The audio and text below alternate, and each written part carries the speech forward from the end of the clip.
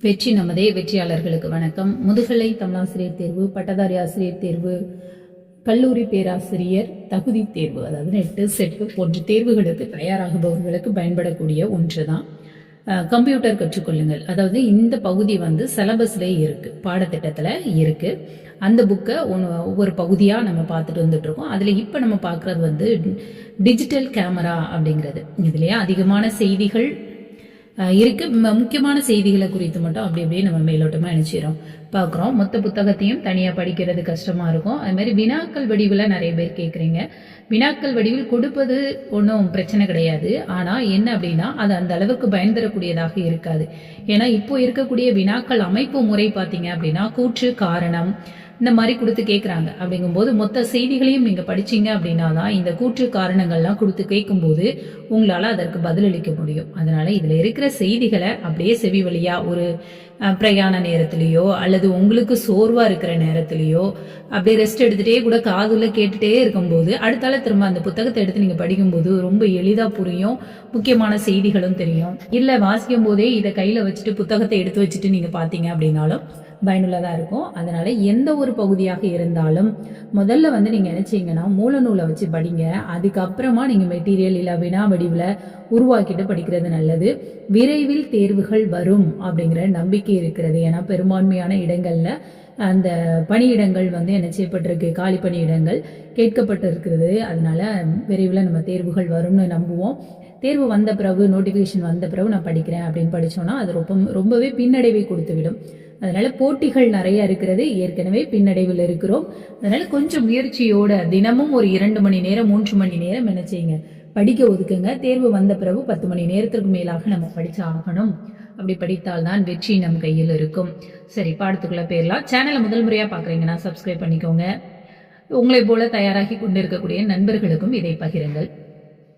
Camera, இப்போ முன்னாடி camera அப்படிங்கிறது ஃபிலிம் ரோல் போடணும். அதுக்கப்புறம் அந்த ரோல் படம் எடுத்ததுக்கு அப்புறமா அதை என்ன செய்யணும், கழுவி பிரிண்ட் போட்டு எடுத்துக்கணும். அந்த மாதிரி ஒரு நிலை இருந்துச்சு. ஆனால் இப்போ அது இல்லை. நம்ம எல்லாமே மெமரி கார்டு அப்படி அப்படியே கொஞ்சம் கொஞ்சமாக அந்த காலகட்டங்கள் நிறைய மாறி வந்துட்டு இருக்கு. அந்த காலகட்டங்கள் மாற்றத்திற்கு ஏற்ப நிறைய முன்னேற்றங்களும் இருக்கு. நேர சேமிப்பு அதுவுமே நமக்கு இருக்கு. அதனால முன்னாடி இருந்த முறை வேற. இப்போ பிரிண்ட் போட வேண்டியதெல்லாம் இல்லை. அதிலே எல்லாம் சேவ் ஆகக்கூடியது, பதிவாகி இருக்கும். இது எல்லாமே நமக்கு என்ன செய்யுது இருக்கு. அது மாதிரி கேபிள்கள் மூலமா அந்த கேமராக்களை கம்ப்யூட்டர்ல கூட இணைச்சிக்கலாம்.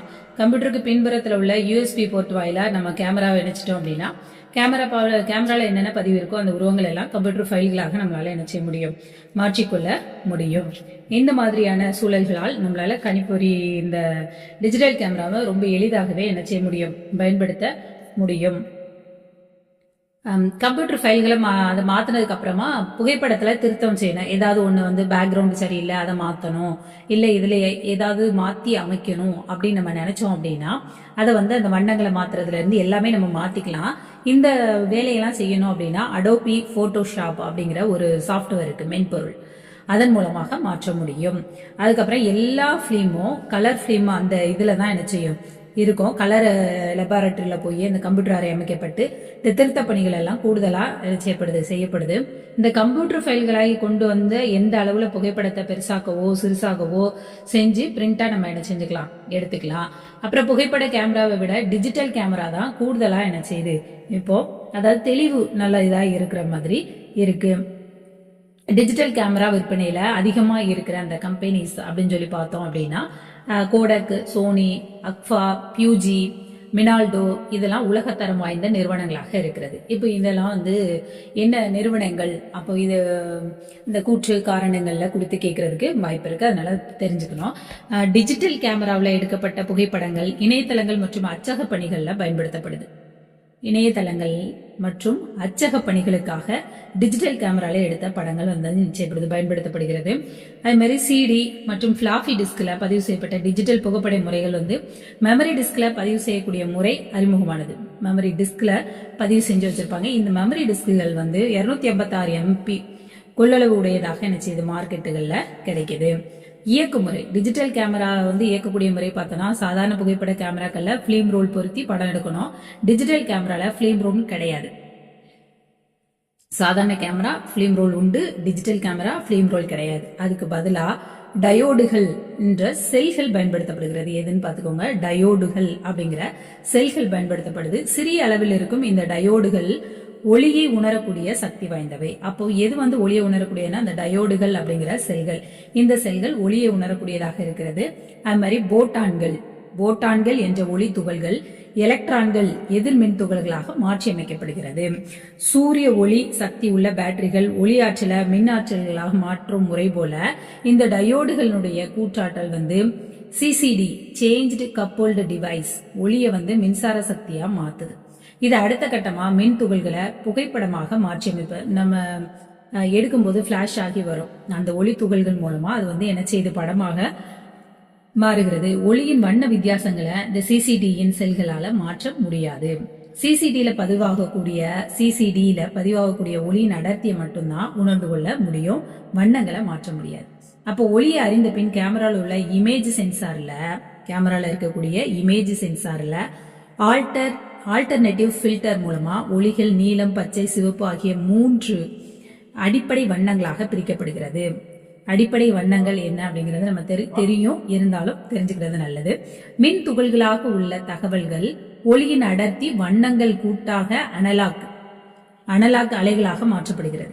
என்ன அலைகளாகனா அனலாக் அலைகளாக மாற்றப்படுகிறது. இதற்கு அடுத்த கட்டமாக அனலாக் அலைகள் டிஜிட்டல் அலைகளாக மாற்றி அமைத்திடும்படிய இந்த அனலாக் டு டிஜிட்டல் கன்வெர்ட்டர்கள் நிறைய செய்து இந்த பைனரி வடிவம் தான் கம்ப்யூட்டர் ஃபைலாக நமக்கு என்ன செய்து கிடைக்கிறது. அதுதான் நம்ம பயன்படுத்தவும் செய்யறோம். பெரும்பான்மையான டிஜிட்டல் கேமரால இந்த எல்சிடி திரை இருக்கும்.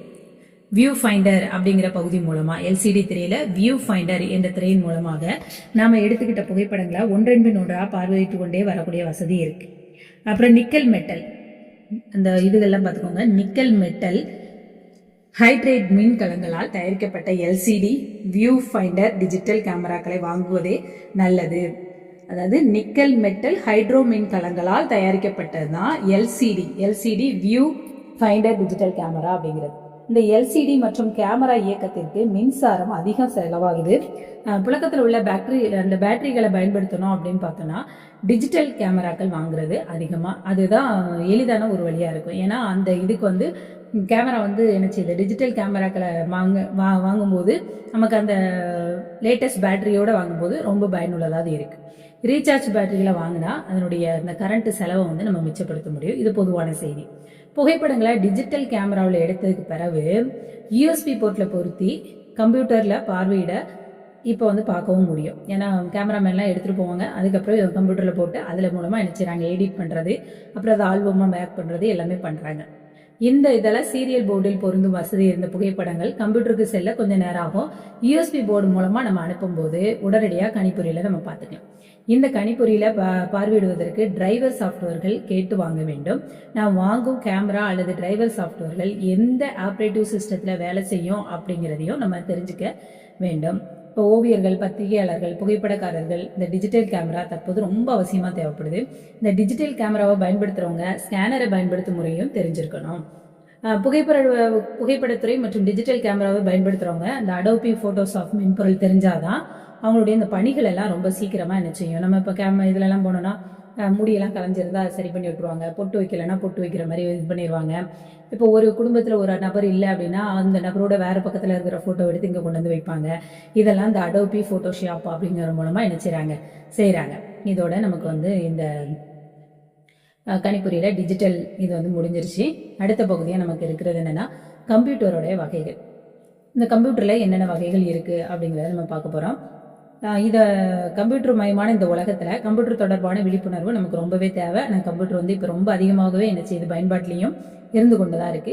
இந்த கம்ப்யூட்டர் தொழில்நுட்பத்தை பயன்படுத்தி வேகமாக வளர்ந்து வரக்கூடிய உலகத்தில் நாம் ஒவ்வொருவரும் கம்ப்யூட்டர் மற்றும் தொடர்பான விஷயங்களை தெரிஞ்சுக்கிறது நல்லது. கம்ப்யூட்டர் தெரியல அப்படின்னா எதுவுமே தெரியல அப்படிங்கிற ஒரு சூழல் தான் இன்றைய நிலைமையில இருக்கு. முன்னாடி டெலிவிஷன் பெட்டி வாங்குறதுக்கு எவ்வளோ ஆர்வமாக இருந்தாங்களோ அதே ஆர்வம் இப்போ கம்ப்யூட்டர் வாங்குறதுல இருக்கு. கம்ப்யூட்டர் பற்றி விழிப்புணர்வுகள் வந்த பிறகு தற்போது பார்த்தோம்னா எல்லா கிராமங்களையும் கம்ப்யூட்டர் உபயோகத்தை நம்ம பார்க்க முடியும். கம்ப்யூட்டர், லேப்டாப்பு ரொம்ப அதிகமாகவே என்ன செய்யுது, பயன்படுத்தப்படுது. இப்போ கம்ப்யூட்டர் பலரும் பல வகையான கம்ப்யூட்டர்களை வாங்குறாங்க. இதில் எந்த கம்ப்யூட்டர் எப்படி செயல்படும் அப்படிங்கிறது தெரியாமல் கூட என்ன செய்கிறாங்க, குழம்பிக்கிட்டு இருக்கிறாங்க. அப்போ அப்படி இருக்கும்போது நானும் கம்ப்யூட்டர் வாங்குறேன் அப்படின்னு ஒரு அடிமட்ட விலையில் எந்த ஒரு பயனுமே தராத ஒரு கம்ப்யூட்டரை வந்து என்ன செஞ்சுருவாங்க, வாங்கிடுவாங்க. அதனால கம்ப்யூட்டர் வாங்கலாம் அப்படின்னு முடிவு எடுத்துட்டோம் அப்படின்னா சில விஷயங்களை நம்ம என்ன செய்யணும், பார்க்கணும். அதில் ஒரு குழப்பம் என்னென்னா, டிவி வந்த புதுசில் எந்த டிவி நல்லா இருக்கும், அதில் எந்த தொலைக்காட்சியை வந்து நம்ம பார்க்கலாம் வாங்கலாம் அப்படிங்கிறதெல்லாம் இருந்துச்சு. அதே மாதிரி இப்போ கம்ப்யூட்டர் வந்து அந்த மாதிரி இருக்குது. இப்போ நிறுவன தயாரிப்புகள்னு பார்த்தோன்னா சில வெளிநாட்டு நிறுவனங்களுடைய தயாரிப்புகளில் விரும்பி வாங்குறவங்க இருக்கிறாங்க. அதனுடைய உதிரி பாகங்களுக்கு உத்தரவாதம் இல்லை. குறைந்தபட்சம் 1 வருடம் முதல் 3 வருடம் மட்டும் இருக்கும். உதாரணமாக பார்த்தோன்னா ஒரு கம்ப்யூட்டரில் ப்ராசஸர் பழுதாகிட்டு அப்படின்னா அதை வந்து புதிதாக வாங்கணும் அப்படின்னா 8 முதல் 9,000 ரூபா வரைக்கும் என்ன செய்யப்படும், வாங்கணும். அப்போது நிறுவன தயாரிப்பின் கம்ப்யூட்டரை நம்ம ஒரு பயன்படுத்தும் போது அதில் உள்ள அந்த ப்ராசஸர் வந்து என்ன செய்வாங்க, நல்லா இருக்கும். அந்த ப்ராசஸருடைய உத்தரவாதம் அது முடியும் காலகட்டத்திற்குள்ள இருக்கிற மாதிரி இருக்கணும். மேலும் பார்த்தோம் அப்படின்னா நிறுவன தயாரிப்புடைய கணிப்பொறியில எந்த வகையான உயரிய மென்பொருள்கள் பயன்படுத்தப்பட்டிருக்கு அப்படிங்கிறதையும், அது வந்து தங்கு தடையின்றி வேலை செய்யுமா அப்படிங்கிறதையும் நம்ம தெரிஞ்சுக்கணும். அதுக்கும் அவங்க வந்து என்ன செய்யறாங்க, உத்தரவாதம் கொடுக்குறாங்க. இந்த மாதிரி நிர்மாணிக்கப்படும் கம்ப்யூட்டரோட மென்பொருட்கள் தாராளமாக பழக்கத்தில் இருக்குது. இந்த கம்ப்யூட்டர் மட்டும் வாங்கணும்னு நினைக்கிறவங்க சில ஆயிரங்களை கூடுதலாக செலவழிக்க கூட தயாராக இருக்கிறாங்க. ஆனால் அதுக்கேற்ற பொருள்கள் வந்து நமக்கு கிடைக்கிறது இல்லை. அதனால இந்த கணிப்பொறி வாங்கணும் அப்படின்னா முக்கியமான நிறுவனங்களை பார்த்து வாங்கணும். நெட்வொர்க்கிங், லேன் கட்டுமான பணிகளில் நிறுவன தயாரிப்பு கம்ப்யூட்டர்களில் சிக்கல் எதுவுமே வராது. கம்ப்யூட்டர் அப்படின்னாலே ஒரு 20,000 முதல் 40,000 வரை அது போக செலவு செய்ய வேண்டியிருக்கும். வரி சுமை மற்றும் அந்நிய நாடுகள்ல இருந்து வந்ததுன்னா அதுக்கான போக்குவரத்து செலவு இதெல்லாமே வந்து என்ன செய்யுது, வருது. முதல்ல 10,000க்கு கணினி அப்படிங்கிற திட்டத்தை மத்திய தகவல் தொழில்துறை அமைச்சர் பாருங்க திரு தயாநிதி மாறன் வினாவா வரலாம் அறிமுகப்படுத்தினார். பெரும்பாலும் இந்த வகையான கம்ப்யூட்டர்களை நிர்மாணிக்க சிறிது கம்ப்யூட்டர் பற்றிய உள்கட்டுமான அறிவு இருந்தாலே போதும். யாருனாலும் அதை அமைக்கலாம். அதில் ஒரு பெரிய விஷயம்லாம் இல்லை. இதில் வந்து உத்தரவாதம், மென்பொருள் பற்றி இதெல்லாம் கேள்வி கேட்க முடியாது. கம்ப்யூட்டர் உள் உதிரி பாகங்கள் மட்டும்தான் நான் வாங்கி தந்தா போதுமானது. அவங்களே கம்ப்யூட்டரை வந்து என்ன செஞ்சிருவாங்க, அசம்பிள் பண்ணி கொடுத்துருவாங்க. அப்படி பார்த்தா எந்த கம்ப்யூட்டரில் உள்ள எந்தெந்த பாகங்கள் வந்து நல்லா இருக்கு அப்படின்னு அதெல்லாம் வாங்கி கொடுத்தலாம். அதெல்லாம் ஒன்று சேர்த்து அசம்பிள் பண்ணி ஒரு கம்ப்யூட்டரை நமக்கு ரெடி பண்ணி கொடுத்துருவாங்களாம். இந்த மாதிரி ஏதோ ஒரு நிறுவனத்துடைய தயாரிப்புகளை நம்ம வாங்குறத விட இந்த மாதிரி நம்ம குறைந்த விலையிலே அசம்பிள்டு கம்ப்யூட்டரை நம்ம வாங்கணும் அப்படின்னா ரொம்ப ஈஸியாக இருக்கும். ஏன்னா நம்மளே வந்து ஒரு இடத்துல இருந்து என்னென்ன பொருள் வேணும்னு அவங்க சொன்னாங்கன்னா இது பெஸ்ட்டாக இருக்கும்னா அந்தந்த கம்பெனியோட பொருள் எல்லாத்தையும் சேர்த்து ஒரு கம்ப்யூட்டரை நம்ம என்ன செஞ்சிடலாம், அசம்பிள் பண்ணிடலாம். அப்படி அசம்பிள் பண்ணால் அது ரொம்ப பயனுள்ளதாக இருக்கும் அப்படிங்காங்க. நிறுவனங்களில் சில அதிரடி திட்டங்கள் வருது. அதில் சாஃப்ட்வேர் பேக்கேஜ், இலவச இணைய சேவை, உயர் அளவிலான வெப் கேமராக்கள், ஸ்கேனர், பிரிண்டர் இதெல்லாம் வாடிக்கையாளர்களுக்கு இலவசமாக தரக்கூடிய ஒரு செய்தியாக என்ன செய்யுது இருக்கு. அடுத்து நம்ம பார்க்க போறது சாஃப்ட்வேர் வகைகள். சாஃப்ட்வேர் நிறைய சாஃப்ட்வேர் இருக்கு. நம்முடைய நாட்டில் வங்கி, இன்சூரன்ஸ், கழகங்கள் மற்றும் பல துறை அலுவலகங்கள் இது எல்லாமே கம்ப்யூட்டர் மயமாக்குதல்ல இந்த சாஃப்ட்வேர் தான் ரொம்ப முக்கியமான ஒன்றா இருக்கு. சாஃப்ட்வேர்னா என்ன அப்படின்னு பார்த்தா கம்ப்யூட்டர் மொழிகளுக்கு முக்கிய பங்கு அப்படிங்கிறது இந்த சாஃப்ட்வேர் அப்படிங்கிறது. மனித உடல்ல தசைய ஹார்ட்வேர் என்றும் மனிதனின் உயிரை சாஃப்ட்வேர் என்றும் சொல்லலாம். மனிதனிடம் பேச நமக்கான ஒரு மொழி இருப்பது போல மனிதன் செல்லப்பிராணிகிட்ட கொஞ்சுவதற்கு ஒரு சைகை அப்படி இருக்கிற மாதிரி கம்ப்யூட்டர்ல தகவல் பரிமாற்றம் செய்ய ஒரு மொழி தேவைப்படுது. இந்த தகவல் பரிமாற்ற மொழி தான் சாஃப்ட்வேர் ப்ரோக்ராமிங் அப்படின்னு சொல்லப்படுது. இந்த சாஃப்ட்வேர் மொழி வந்து கம்ப்யூட்டரை இயக்க பலரும் புரிந்து கொள்ள முடியும்படி செயல்படுத்திடவும் இந்த கம்ப்யூட்டர் உலகில் 2 வகையான மொழிகள் இருக்கு. 2 வகையான மொழிகள், ஒன்று லோ லெவல் லாங்குவேஜ், இன்னொன்று ஹை லெவல் லாங்குவேஜ் அப்படின்னு 2. இந்த லோ லெவல் லாங்குவேஜ் அப்படிங்கிறதுல கம்ப்யூட்டரோட உள்ளமைப்பு வேலை, மின்னணு பணிகள், கட்டளைகள் இதெல்லாம் செயல்படுறது. பாருங்க, கம்ப்யூட்டருடைய உள்ளமைப்பு வேலை, மின்னணு பணி, கட்டளை இதெல்லாம் இருக்கு. இதெல்லாம் இதனுடைய முக்கிய பணி. கம்ப்யூட்டரை பொறுத்தவரை அது 0 அல்லது 1 என்ற 2 குறியீடுகளை கொண்டுதான் பதிவு வேலைகளை செய்து செயலாற்றுவதாகும். 2 குறியீடு, 1 இல்லைன்னா 0, இது 2 தான். இப்போ நிரல் வரைவுகளை கட்டளைகளையும் கம்ப்யூட்டர் எளிதில் புரிந்து கொண்டு செயலாற்றுகிறது. இதெல்லாம் வந்து 1 அல்லது 0 என்ற வடிவில் செயல்பாடுகளை, அதுக்கப்புறம் நிரல் வரைவுகளை கட்டளைகளை ரொம்ப ஈஸியா. லோ லெவல் லாங்குவேஜ்னா மெஷின் லாங்குவேஜ் என்றும் அசம்பிளி லாங்குவேஜ் என்று 2 வகையாக பிரிப்பாங்க. லோ லெவல் 2 வகைப்படுது, மெஷின் லாங்குவேஜ், அசம்பிளி லாங்குவேஜ்னு 2 வகைப்படுது. இந்த கம்ப்யூட்டர் ஆராய்ச்சியாளர்கள் மற்றும் உயர்நிலை வல்லுநர்கள் வந்து லோ லெவல் லாங்குவேஜ் சாஃப்ட்வேர் வகைகள் என்ன செய்யப்படுது, தேவைப்படுது. இந்த ஹை லெவல் லாங்குவேஜ் வந்து கம்ப்யூட்டரை பயன்படுத்துபவர்கள் புது திட்டங்களை ரொம்ப எளிதில் புரிஞ்சுக்கிறதுக்கு கொண்டு வந்த மென்பொருள்களில் சொற்றொடர்கள் மற்றும் கட்டளைகளால் படைப்பது தான் ஹை ஹை லெவல் லாங்குவேஜ் அப்படிங்கிறது. இந்த ஹை லெவல் லாங்குவேஜ் பொருத்தி வணிகத்தில் புழங்கக்கூடிய மென்பொருட்கள்னா ப்ரோக்ராமிங் சாஃப்ட்வேரால் சொல்லப்படுது. இன்று இந்த ப்ரோக்ராமிங் சாஃப்ட்வேருக்கு வணிகம் முதல் வேலைவாய்ப்பு வர பன்னாட்டில் நல்ல கிராக்கி இருக்கு. இன்டர்நெட், ஹார்ட்வேர், சர்வீசிங், நெட்வொர்க்கிங், மென்பொருட்கள் தயாரிப்பு என எல்லா பணிகளுக்குமே இந்த சாஃப்ட்வேர் அறிவு நமக்கு ரொம்ப அவசியம். பொதுவாக தகவல்களை பதிக்கவும், கணக்கு புத்தக பதிவுகள், புதிய அலுவலகத்திற்கு தேவையான திட்டங்கள், அறிவியல் நுணுக்கங்கள், சிக்கல்கள் இது எல்லாத்தையும் சரிப்படுத்துவதற்கு இந்த சாஃப்ட்வேர் ப்ரோக்ராமிங் ரொம்ப தேவைப்படுது. ஏதாவது ஒரு ப்ரோக்ராமா இருந்தாலும் இந்த சாஃப்ட்வேரும் ஆப்ரேட்டிங் சிஸ்டத்துக்கு மேல பாதிக்கப்படுது. நாம் இந்த சாஃப்ட்வேர் ப்ரோக்ராமிங் தயாரிக்கும் போது ஆப்ரேட்டிவ் சிஸ்டத்தினால ஏற்படக்கூடிய நெளிவு சுழிவுகளை பிரச்சனை என நம்மால் எளிதால் அறிய முடியும். அதில் வரக்கூடிய சின்ன சின்ன பிரச்சனைகளை நம்ம எளிதாக தெரிஞ்சுக்க முடியும். அதுக்கப்புறம் MS-DOS, Windows 98, Windows 2000, Windows XP, Windows NT, Linux, Unix இதெல்லாம் உலகில் சிறந்து இருக்கக்கூடிய தலை சிறந்த ஆப்ரேட்டிங் சிஸ்டம். அந்த விண்டோஸ்னா இப்போ உங்களுக்கு விண்டோஸ் பேர் என்ன அப்படின்னு கேட்பாங்க. இதெல்லாம் அந்த விண்டோஸ் பேரு இதெல்லாம் முக்கியமாக தெரிஞ்சுக்க வேண்டியது. இதெல்லாம் இது MS-DOS, Windows 98, Windows 2000, Windows XP, Windows NT, Linux, Unix இது போன்ற நிறுவனங்கள் நம்ம தெரிஞ்சுக்க வேண்டிய இந்த சாஃப்ட்வேர் சிஸ்டம் ஆப்ரேட்டிங் இந்த MS-DOS அப்படிங்கிறது மற்றும் விண்டோஸ் படைப்புகள் மைக்ரோசாஃப்ட் நிறுவனத்துடைய தயாரிப்பு. மைக்ரோசாஃப்ட் இது பொறுத்துகள் எல்லாம் கொடுத்து கேட்கறதுக்கு வாய்ப்பு இருக்கு. விண்டோஸ் படைப்பும் MS-DOSும் மைக்ரோசாஃப்ட் நிறுவனத்துடைய படைப்பு. இது ரொம்ப யூனிக்ஸ் பெரிய பலமான ஆப்ரேட்டிங் சிஸ்டமாக கருதப்படுது.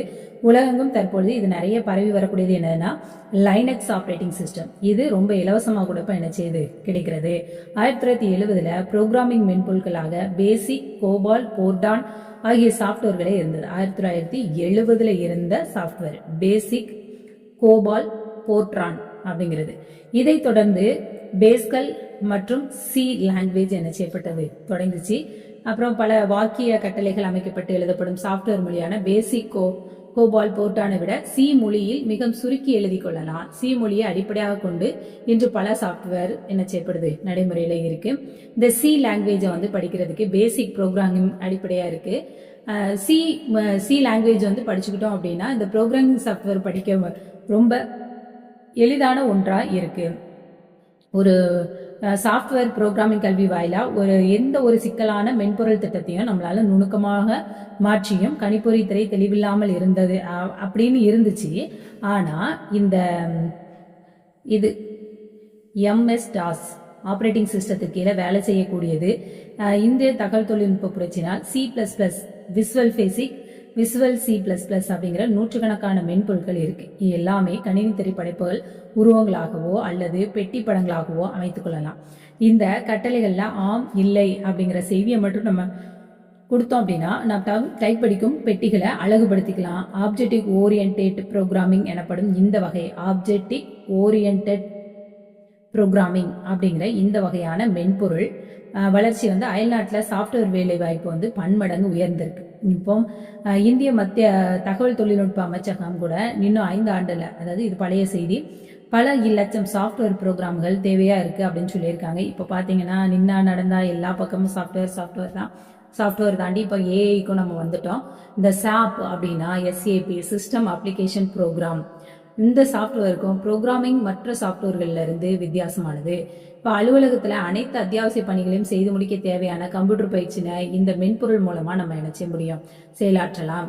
அப்புறம் நிதி விற்பனை, விநியோகம், கொள்முதல், மெட்டீரியல் மேனேஜ்மெண்ட் என 4 பிரிவாக இந்த SAP பலனளிக்கிறது. இந்த மென்பொருள் ஜெர்மானிய நாட்டின் அலுவலக பணிக்கேற்றபடி இயக்கப்படுவதால் இந்திய முறைக்கேற்றபடி பயில வேண்டும். எது SAP அப்படிங்கிறது பிரிவாக 4 வகையில இருக்கு. SAP மென்பொருள் ஜெர்மானிய அலுவலக முறைப்படி இருக்கு, இந்திய முறைப்படி அப்படின்னா நம்ம படிச்சுக்கிட்டு தான் செய்யணும். அப்புறம் கணக்கியல் சேமிப்புகளை எளிமைப்படுத்துவது RDBMS மற்றும் டேட்டா தொகுப்பு சாஃப்ட்வேர் ஆகும். இது கணக்கியல் சார்ந்தது. கம்ப்யூட்டர் மயமாக்கும் பிறகு ஒவ்வொரு பள்ளி, கல்லூரி, நூலகங்கள், வங்கி போன்ற நிறுவனங்கள் எல்லாம் இந்த கணக்குகள் என்ன செய்யுது, கணக்குகள், தகவல்கள் இதெல்லாம் பதிவு ரொம்ப முக்கியமானதா இருக்கு. அதை தான் டேட்டா பேஸ் சாஃப்ட்வேர்கள் ஆகும். இதெல்லாம் சேகரிக்கிறதுக்கு டேட்டா பேஸ் சாஃப்ட்வேர். ஒரு குழந்தையோட பிறப்பு சான்றிதழை கணிப்பொறி டேட்டா பேஸாக துவக்க ஒரு ஊரின் பதிவு மையத்தை உதாரணமாக எடுத்துக்கலாம். ஒரு பிறப்பு சான்றிதழ குழந்தையுடைய பெயர், பிறந்த தேதி, பிறந்த ஊர், அப்பா அம்மா பேர், பிறந்த மாவட்டம் இதெல்லாம் இடம்பெற்றிருக்கணும். இந்த சாஃப்ட்வேரை நம்ம தமிழ்லேயே என்ன செய்யலாம், தயாரிக்கலாம். இந்த சாஃப்ட்வேர் தயாரிக்கும் போது ஒரு குழந்தையின் அனைத்து கூட்டு தகவல்களையும் ஒரு ரெக்கார்டு அப்படின்னு அழைக்கப்படுது. இந்த ரெக்கார்டில் உள்ள ஒவ்வொரு பிரிவும், அதாவது அந்த ஊர் பேர், அந்த தெரு பேர், தேதி, இது எல்லாமே வந்து ஃபீல்டு கோடி கணக்கில் நம்ம தொகுத்தாலும் நமக்கு தேவைப்படும் இடத்தை ரொம்ப எளிதாக கண்டுபிடிச்சிடலாம். இந்த சேவையினை டேட்டாபேஸ் சாஃப்ட்வேர் செய்யுது. இந்த டேட்டாபேஸ் சாஃப்ட்வேர்களில் பயன்படுத்த என்னென்னலாம் பயன் இருக்கு அப்படின்னு பார்த்தோன்னா, ஒரு மையத்துல ஒரு வருடத்துல எத்தனை குழந்தைகள் பிறந்துள்ளது அப்படிங்கிறத ஒரு நொடி பொழுதில் அறிந்து கொள்ளலாம். ஒரு குறிப்பிட்ட மாதத்தில் பிறந்த குழந்தைகளின் பட்டியலையோ, குறிப்பிட்ட மனைகளில் பிறந்த குழந்தைகளின் எண்ணிக்கை அப்படின்னு எதுவா இருந்தாலும் நம்மளால ஒரு சொற்ப நேரத்துல கண்டுபிடிக்க முடியும். மாநில அளவிலான மற்றும் இந்தியா அளவிலான தகவல்களை கூட நம்மளால ரொம்ப எளிதா பெற்றுக்கொள்ள முடியும் இந்த டேட்டாபேஸ் மூலமா. இந்த டேட்டாபேஸ் பணிகளை இன்டர்நெட் மூலமா பல்வேறு நாடுகள்ல இருந்து ஒரு குறிப்பிட்ட நாடுக்கு வணிகம் செய்யும் முறையை இணைய வணிகம் அப்படின்னு சொல்றோம். இந்த இணைய வணிகத்திற்கு டேட்டாபேஸ் சாஃப்ட்வேர்களை முதுகெலும்பா இருக்கிறது. இப்போ கட்டுக்கட்டாக மூட்டையாக்கப்பட்ட கணக்கு புத்தகங்கள் சில அறைகளில் வைத்து பாதுகாக்கப்பட வேண்டியிருக்கு. ஆனா எல்லா செய்தியும் இதுல இருக்கும்போது இது என்னைக்குமே அழியாம ரொம்ப தெளிவா என்ன செய்யும் இருக்கும். அதனால புள்ளி விவர நிறுவனங்கள், வங்கிகள், கணக்கியல் மையங்கள், இன்சூரன்ஸ் அலுவலகங்கள், கணக்கு பிள்ளை வேலை, கம்ப்யூட்டர் செய்து இது எல்லாத்தையும் கம்ப்யூட்டர் ரொம்ப எளிதாக செஞ்சிருது. இப்போ கூட்டல், கழித்தல், வகுத்தல், பெருக்கல், பணப்பட்டுவாடா, கொள்முதல், சம்பளம், திட்டப்பணிகள் இது எல்லாம் செய்யறத அந்த சாஃப்ட்வேர்கள் ரொம்ப எளிதாக்கிறது. இப்படி அதிகப்படியான எண்ணிக்கையிலான கணக்கியல்களை தொகுக்கும் மென்பொருள்களாக டேட்டாபேஸ் சாஃப்ட்வேர் என்ன செய்து பயன்படுது.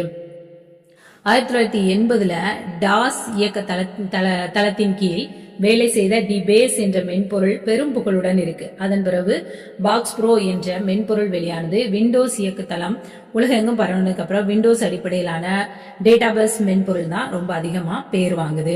இந்த ஐரோப்பிய நாடுகள்ல டேட்டாபேஸ் மென்பொருள் துறையில சிறப்பாற்றல் உடைய மாணவர்களுக்கு நல்ல மதிப்பு இருக்கு. ஐரோப்பா கண்ட்ரிகள்ல ஆங்கில மென்பொருட்களின் அடிப்படையிலேயே கணக்கு வழக்கு கம்ப்யூட்டர்ல பதிவு பெற்று வந்தாலும் தமிழ்ல எளிதா என்ன செஞ்சுக்கலாம், தயாரிச்சுக்கலாம். அலுவலகங்கள்ல கணக்கு வழக்கு முறைகள் வந்து இந்திய மொழியை புகுத்துதல், எளிமையா அச்சடித்து பார்க்கக்கூடிய முறை இதெல்லாம் இந்த புது சாஃப்ட்வேர் மூலமா என்ன செய்யப்படுது, கொண்டு வரப்படுகிறது. அப்புறம் நமக்காக தயாரிப்பதற்காக முன்கூட்டியே திட்டம் தீட்டி எந்த ஒரு மென்பொருளையும் தயாரிக்க வேண்டும் என முடிவு செய்யணும். அதுக்கப்புறம் இப்பேற்பட்ட திட்டங்கள் பல்வேறு மென்பொருட்கள் இருக்கு. அததான் வந்து Oracle, power filter, Sybase, Ingres, Informix, FoxPro, MS SQL, SAP, MS Access server என நிறைய மென்பொருள் இருக்கு. எஸ்கியூஎல் இது எல்லாமே வந்து நம்ம கம்ப்யூட்டர்ல படிக்கக்கூடிய ஒரு சின்ன சின்ன கோர்ஸ் தான், இல்லை லாங்குவேஜ்னு சொல்லுவோம். இந்த Oracle, power filter, Sybase, Ingres, Informix, FoxPro இதெல்லாம் படிக்கிறதுக்கு கம்ப்யூட்டர் சாஃப்ட்வேர் பயிற்சியை முடிச்சிருக்கணும். மேல்நிலை கல்வி, கலைக்கல்லூரி, பட்டப்படிப்பு படித்தவர்கள் கூட இதை படிக்கலாம். .NET, SMSQL, SAP, MS Access server ஆகிய படிப்புகளும் பயிற்சிகளும் அதிநவீனமா இருக்கிறதுனால வெளிநாட்டுல இதற்கான வேலைகள் உத்தரவாதம் இருக்கு. இன்டர்நெட் மூலம் வணிகம் செய்யும் முறை டேட்டாபேஸ் சாஃப்ட்வேர் உதவிப்பு மூலம் நம்ம அதை பண்ண முடியும். அப்போ இன்டர்நெட் மூலமா நம்ம வணிகம் செய்வதற்கு எது தேவை அப்படின்னா டேட்டாபேஸ் சாஃப்ட்வேர் தான். அடுத்து இந்த நவீன படிப்புகள்ல பிஎஸ்சி கணிப்பொறி, பிஇ கணிப்பொறி, எம்எஸ்சி இன்ஃபர்மேஷன் டெக்னாலஜி இதெல்லாம் இப்போ வந்து ரொம்ப அதிகமாக, அதுவும் இப்போ பார்த்தோம்னா இந்த cyber security, AI artificial intelligence and machine learning இந்த மாதிரி அந்த படிப்புகள் எல்லாம் ரொம்ப அதிகமாகவே என்ன செஞ்சுட்டு இருக்கு, இன்றைய சூழல்ல ரொம்ப அதிகமாக வந்துட்டு இருக்கு. இதை தொடர்ந்து வரக்கூடிய அடுத்த பகுதியை நம்ம அடுத்த ஒரு காணொளியில பார்க்கலாம். நன்றி.